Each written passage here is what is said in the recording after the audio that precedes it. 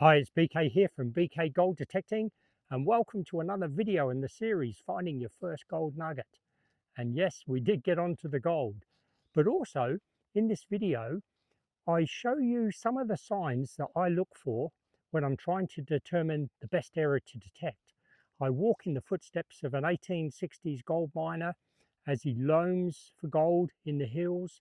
They dig prospecting holes. Now I'm going to take a sample out of one of the original holes and pan it to see if there was any gold in the prospecting hole that they dug. All of these things are important to try and point you in the right direction to find gold. But also in this video, we have a very special guest. We have Johnny Hobo from Hobo's Gold, who's going to demonstrate how to melt gold in one of his famous gold furnaces that he's designed. And he also brought along his Gold Monster 2000. And would you believe it? Within minutes of detecting right next to our caravan, he pulled a small specimen out of a mullock heap. So first, let's look for some of the signs that the old timers have left us. Some of them are quite obvious, like mullock heaps on the side of a gully. That tells you that they were working the alluvial deposits here. But what happened once the alluvial gold ran out or became uneconomic? Well, the miners would start looking for the source of the gold, and the source could be a reef on the top of a hill, or it could be a placer deposit, which is like an old riverbed that's raised from the current gully, or a deep lead. Now, how did they find the source? Well, what they would do, when they got to the point in the gully where the gold thinned out, they would look to the hills around them. And there were two methods that they used, the most common methods. The first was loaming. Now, with loaming, they would take soil samples, say every 10 meters apart, where they thought the reef might be up the top of the hill. Let's say they take 10 samples and only the center 6 ones have gold in them, and it might be microscopic bits that they find in a pan. They would move up the hill, they would dig another series of holes. Now this time they might only get 4 holes with gold in, but the gold might be a bit rougher, so they go up another level. Eventually they hone in to the point where the gold becomes rough and then runs out. They know they're at the source, so they start digging. Now, the problem with loaming is that there's no evidence remaining, but the other method that they used was to dig prospecting holes, and these still survive. Now, if you're walking along the edge of an alluvial deposit and you start to see prospecting holes, if you just see one, there was probably a dud. There was probably nothing in it. But if you see a series of them going up the side of the hill, they are following the source of the gold. And sometimes there'll be a huge working up the top, a mine. Other times, and these are the hot spots as far as I'm concerned, there'll be a series of these prospecting holes going up the side of the hill, but then there's no working. Now, the fact that they've dug those holes with a pick and shovel, they've been finding gold in those sample holes, but they've decided it's uneconomic. But for a detectorist with a detector, these are hot spots. Follow that line of prospecting holes up the hill and you'll maximize your chance of finding gold. In fact, the largest nugget that I ever found in Victoria was found at Kingower in a shallow gully with prospecting holes going up the side and no workings. Look, any evidence of the loaming has long since gone. They were just small sampling holes in a line across a gully or going up the side of a hill. They've long since filled in, but you will still come across holes like this. I call them prospecting holes. You know you're close to the gold when you see these. This is the old timers digging down and sampling the ground to see if they can find any of that rough gold that they would expect to find when they're close to a reef. Or it could be water-worn gold. Maybe they're trying to find the course of an old lead, an old riverbed. But anyway, what we're going to do, this prospecting hole here, I'm going to clean it out and take a sample from the side and we'll pan it just to see if there were actually any indications of gold in this hole.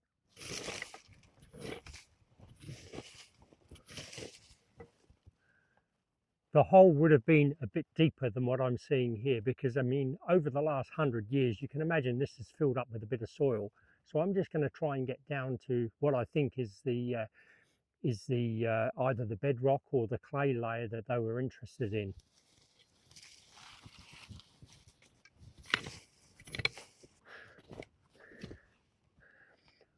I've removed all of this loose soil which would have just washed in the hole over the years, and now I'm getting to a layer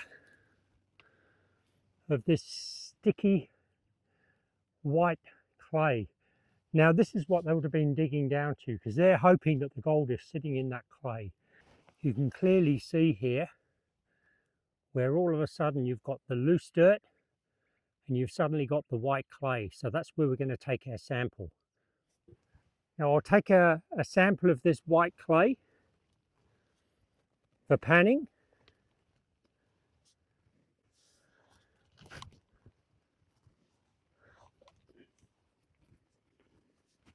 Now I'm not overly hopeful that this is going to be a positive sample, and I'll tell you why. Because in this area the mining was mainly in an old lead, which is an old riverbed. So a lot of these prospecting holes would be going down looking for gravels. The clay is almost completely broken down now, and I'm just being left with a few gravels in the bottom. I'll just break up the last little bit and then we can pan the gravels. Not the greatest panning technique. Haven't done this for many, many years, but it's important to remember the gold they're looking for here is microscopic.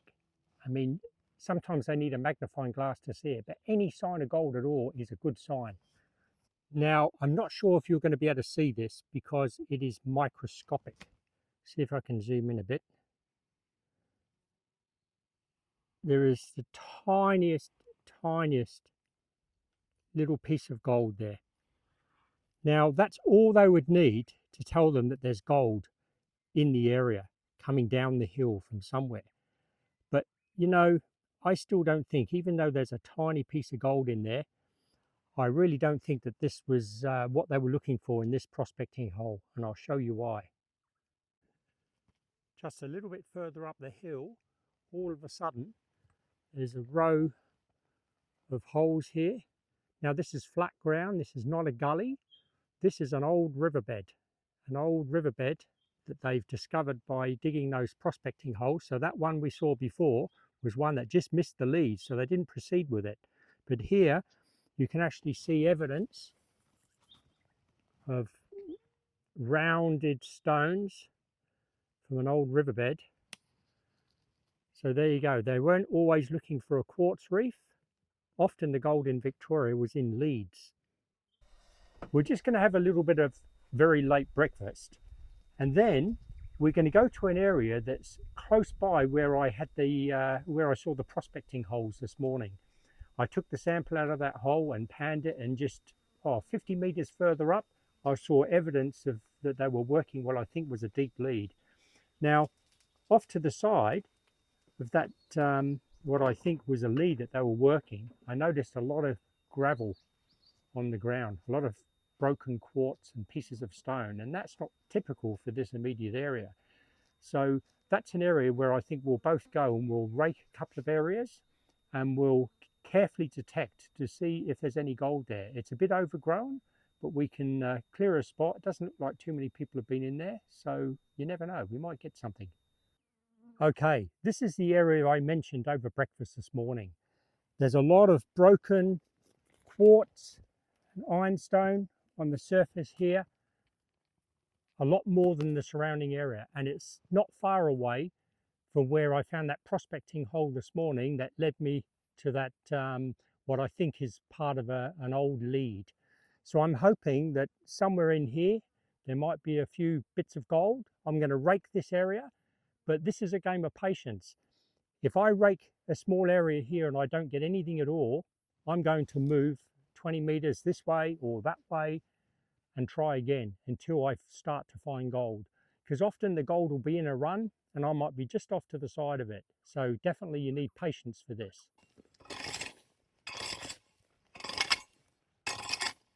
I want to get the stones off the surface because I want to get my coil directly on the ground, because the ground is a little bit deep here. I want to get my coil as close as possible to any gold.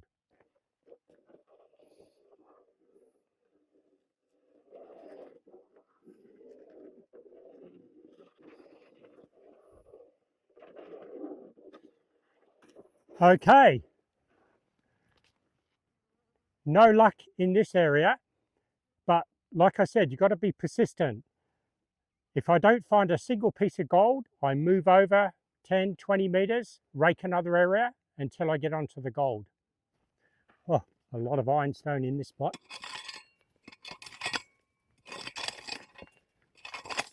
Just get out the worst of it so I can get my coil on the ground.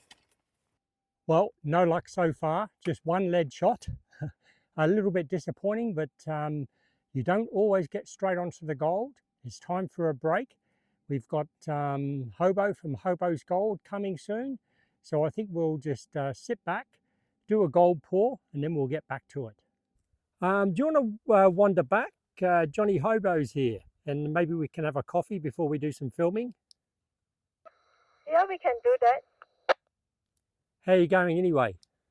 There is this tiny target, I'm not sure. But I will just go back then. I'll come back and check it later. Well, dig it up first and then come on back and you can rattle your jar. How are you, Eliza? I'm good, thanks. Look. You got gold? Ah, I knew this would happen. I'm waiting for Johnny Hobo. How you going? And you duck out and come back with the gold. Let's have a look. Tiny bit, and I got one stone. Not sure. It might be specimen. Ah, that'd be interesting. My new container. Very good. Okay, well, we've got a surprise for you today. We've got a visitor here. We've got another one of the legends of the goldfields. Wouldn't exactly call myself a legend. But Well, anyway, you're a legend. You can call mate. me whatever you like, mate. I actually met up with Johnny Hobo at the Lanakuri Gold Bash, and he had a stand set up where he was melting gold for people, and I thought, I've got to look more into this because I've got a little bit of gold that I want melted here. So I thought what we would do first, before we melt some gold, we'd do an unboxing. Yeah, they're a great little kit. The extras you have to buy, though, are the map gas torches. They're not really expensive. You get a couple of them for about $90 on eBay. These are the TS8000 map gas torches. And then you've got the map gas torch bottles. And they're the disposable bottle. They burn over 1900 degrees, which is a great temperature for melting gold. So you'll need two of those. Yeah. They're about $15. I tell you what, I take my hat off to Hobo. You've been doing these for about 10 years now? Over 10 years. Over 10 years. This is an ingenious idea. I've seen these kilns you can buy, but this is just such a simple concept and works so well. It's a stainless steel tube, basically, with refractory material in there. It's got the two portholes on each side, and they're angled in a position, probably giving away my trade secrets, but they're angled that the flame goes right around the crucible, so you get a more even heat. Yeah, well, that's the crucible. They go in there. You put that and your gold in there, map gas torches, the flame goes right around the crucible. If the flame goes directly at the crucible, in no time at all, you burn a hole in the side of your crucible. Yeah. Put them on a fireproof surface. Right. This one, we've got a bit of board here. So the crucible goes inside, yep. And is this just to sort of keep the heat in? Yeah, while that's it's heating to keep the heating while it's going on. No, so with the kit, you get the basic furnace. You'll get a mold, which I think you're getting these molds. I think I just gave you that one as an extra, in case you want to mount big gold. Big gold? I don't find big gold. Yeah, your crucible. Yeah. And also you get a pair of tongs. Can you just talk us through the borax? What's the idea of the borax? Well, the borax lowers the melting temperature of the gold. Right. So therefore makes it a bit quicker. Also, it works like a flux. Yeah. It doesn't make the gold purer though. I've got some gold here that I would like to melt down. Just a But a that's mere ounce of gold in there of little but bits. that's not the big one, Kev. Where's the big No, one? no, the big one won't fit in there. I'm not quite sure where the big one is now. It's gone somewhere. It's gone to a good home. Just over an ounce in there because I'm figuring there'll be a little bit of loss if there's any impurities, any bits of ironstone or whatever in there. So it'll be interesting to see. We'll weigh that after we've melted it down. These tongs, is that, I'm guessing that's to Yep, lift the crucible out. there's a technique with these tongs. If you use the tongs like that, it's very hard to pour the gold. So there's a technique of what you do. You palm up, tongs like that with the point hanging down. So it makes it easier to pour. We'll get ourselves set up. Yeah, we'll get ourselves set up and let's melt some gold. Got our water, Yep. got our fireproof sheet. So yeah, we got our 2 torches set up. Most important thing though is we got gold. Gold. Is that We all all love golden gold. triangle gold, or is it mix? Oh, it's nearly all golden triangle gold in there. There's a bit of Tibarbara gold. It's a bit of a mixture. This is going to be a mixed bag in here. Yep. We got our borax. Yeah. And we got our mould, our crucible, our furnace, pair of tongs, and we got a couple hammers here in case we need to smash some of the slag off. What we do is you just put the gold in your crucible. Try and make a little bit of room here. Get those angles right. There, as you can see, they're at the 2 different angles. Oh, right, so they don't point directly at each other, or? That's correct. Right. So what we do is we just fire one up, and these got a little button on the top. So you just press the ignition on and push the button in and let go of the trigger. Get the other one going. And the beauty about these furnaces is, look where we are. We're right in the gold fields. Oh, that's right. We are right on the gold, melting gold. So now we just put the little crucible in there. So I heat the gold up first, then put your borax in. Right. Ah, very good. So how long does this roughly take before the gold will start to melt? Usually about 5 minutes. If it's really dirty gold, you probably want to cook it a little bit longer. I look at that now and then, have a bit of a look. What I might do is I might just put a little bit of borax in there now. I put in about that much at first.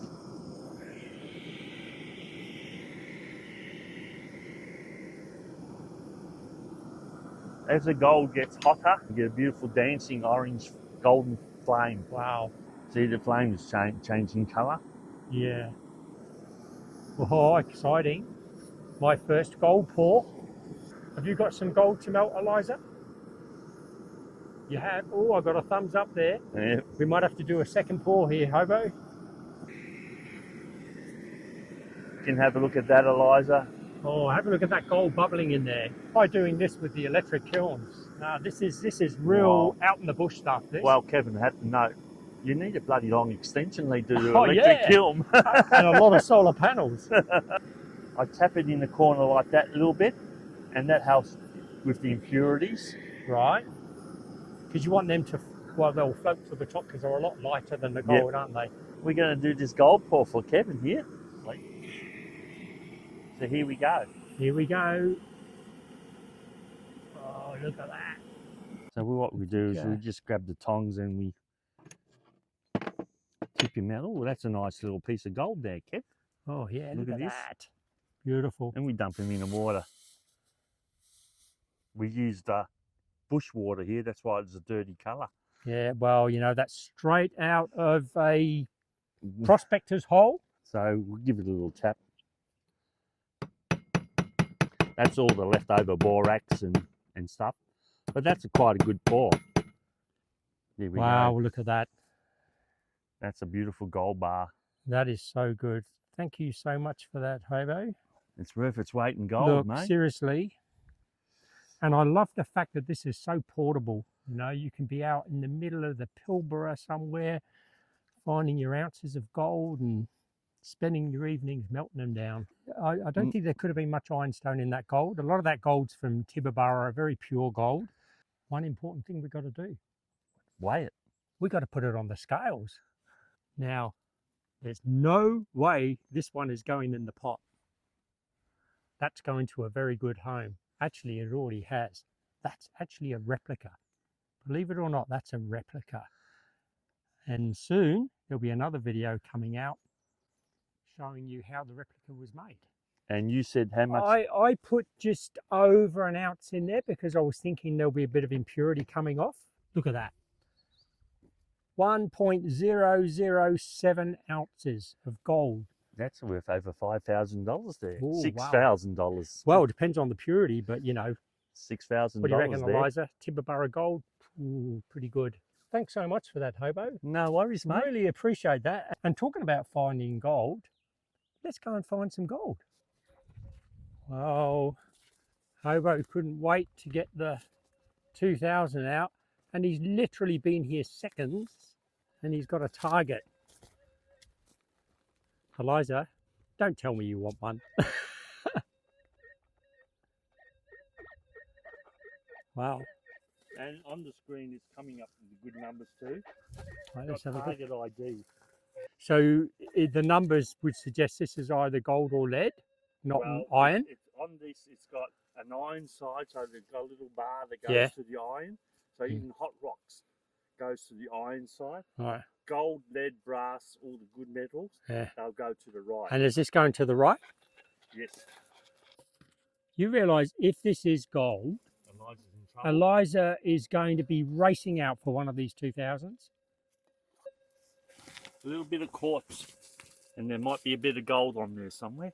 All right. Look at that. Well, you know, you can't get much closer to the camp than that. Well, I've only been detecting for about 10 minutes, but I've just had a call from Eliza. She reckons she's pinged another small one where she got the one earlier. So let's go over and have a look. Quite deep. Yesterday I got one over there. Right. Yeah. Wow, that's quite deep. Look. Let's have a look. Oh, beautiful. Lovely little nugget. That's well done, honey. This area has been so gone over. There's rake marks everywhere. Yeah, look. But there's still gold to be found. A lot of gravel. Yeah.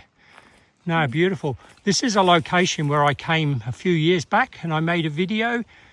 Found about 10 grams of gold in this area.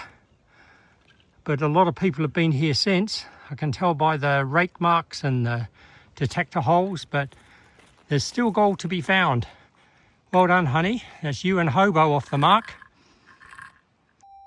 Eliza, you might want to come over. I think it's my turn. I've got a target here. Oh, I'm getting a nice target under here. It was very quiet on the surface. I've had to move some wood out of the way here, so it's a spot that doesn't look like it's been detected before. And I'm getting a beautiful signal here.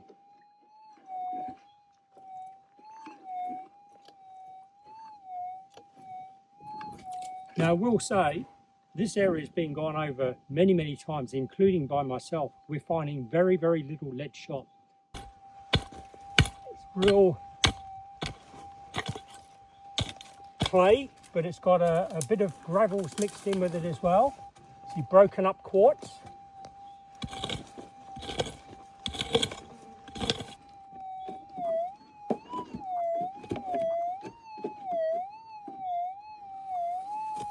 Well, it's not getting any louder, so it's either quite deep or it's ground noise. Give it a bit more of a dig. I need to get the coil flatter on the ground in there, so I dig off to the side a bit.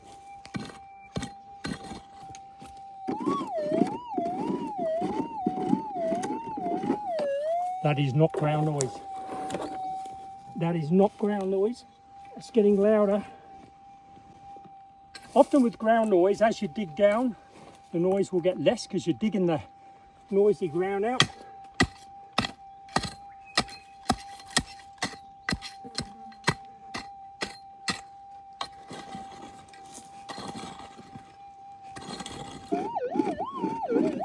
Oh yes. Oh yes.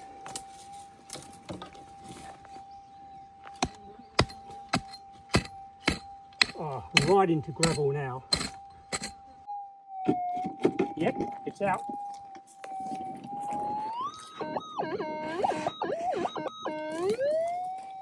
Wow, listen to that.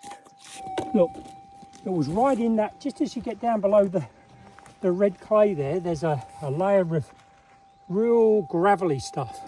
It was in there. First scoop, not bad.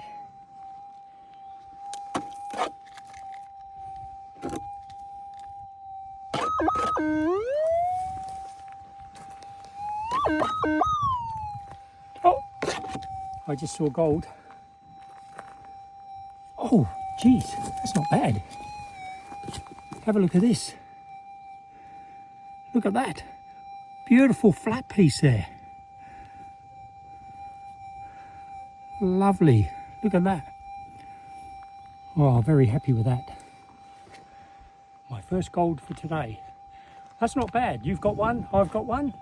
Hobo got one. Hobo's probably got half a dozen by now with that little gold monster he's got there, but look, beautiful. Very, very happy with that. Nothing like the smell of bacon on a barbie. What do you reckon, Hobo?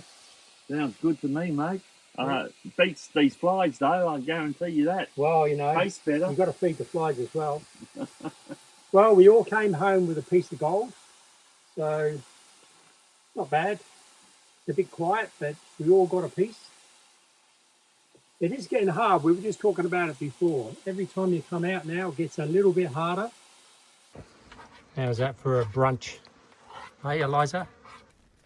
Well, after Hobo left, we went back out there for another swing. No luck for me with the GPZ, but once again, Eliza proved the GPX is a killer on the small pieces of gold that are left in the heavily worked areas. You got a few there to show us, Eliza? Yeah, I do. Let's have a look.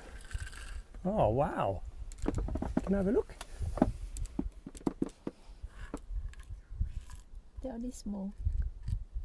Oh, very good. There we go. Oh, look at that. Let's have a look at these. And have a look at this gold found with the 6000. Look at that. Beautiful little pieces of gold there. Well done.